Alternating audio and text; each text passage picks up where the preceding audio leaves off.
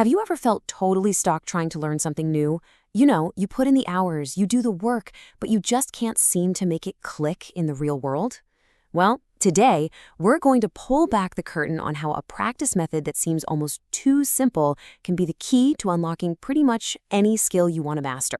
Oh, this is a feeling I think we all know. You've spent hours with flashcards, you've memorized the vocabulary, you feel like you know the grammar inside and out, but then the moment comes when you actually have to use it and nothing.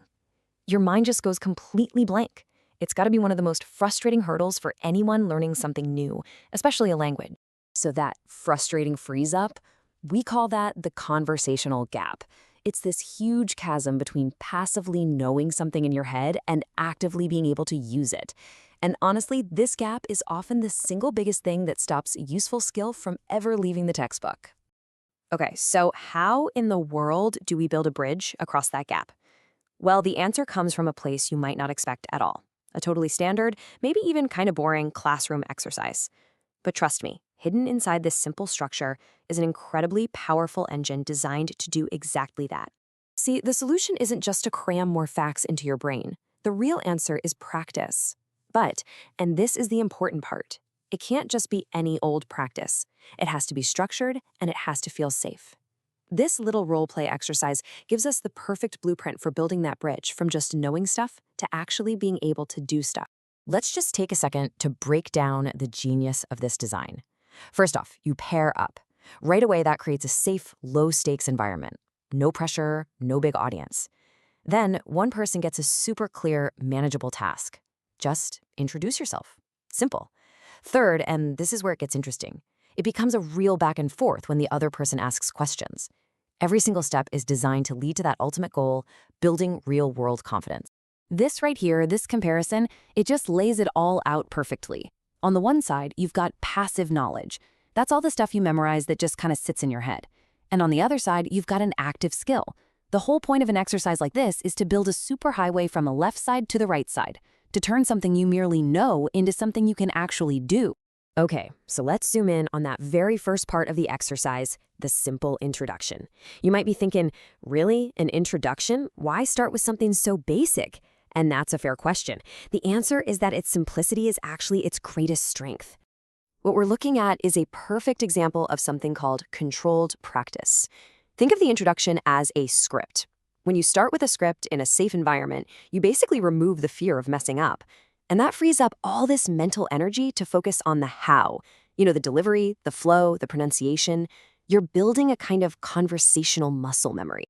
And you know, there's some serious psychology at play here. Why does starting with an introduction work so well? First, it's something you're going to do all the time, so it's high frequency.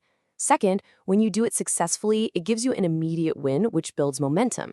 And finally, it starts to automate a core part of conversation, which frees up your brain for the more unpredictable stuff. It really is the perfect launchpad. But look, a conversation is not a monologue, right? So if the introduction is that safe, scripted start, it's the follow-up questions that make the whole thing feel dynamic and real. This is where the magic really starts to happen. This part of the exercise kicks off a powerful learning principle called active recall. Just think about it for a second. It's the difference between just looking at a flashcard again versus someone asking you a question out of the blue. You're forced to actively pull that information out of your memory.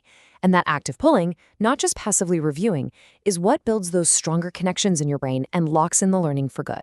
These simple little questions about your name, your nationality, your age, they're doing so much heavy lifting here. They're checking if you actually understood.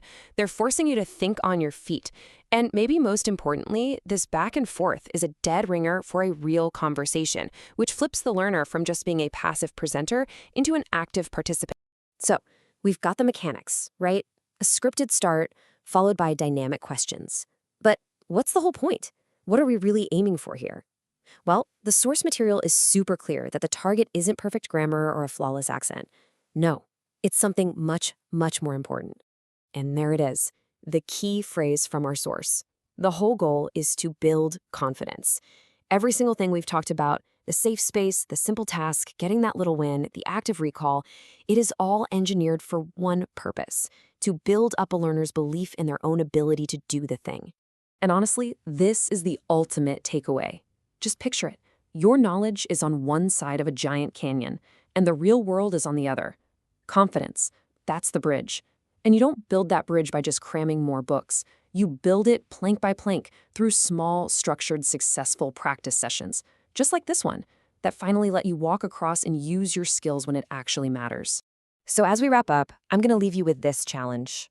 Whatever it is you're trying to learn, a new language, how to give a speech, coding, even a sport, I want you to think about this model. What is the simplest, foundational practice you can create for yourself? The one that will build not just what you know, but the confidence you actually need to go out and use it.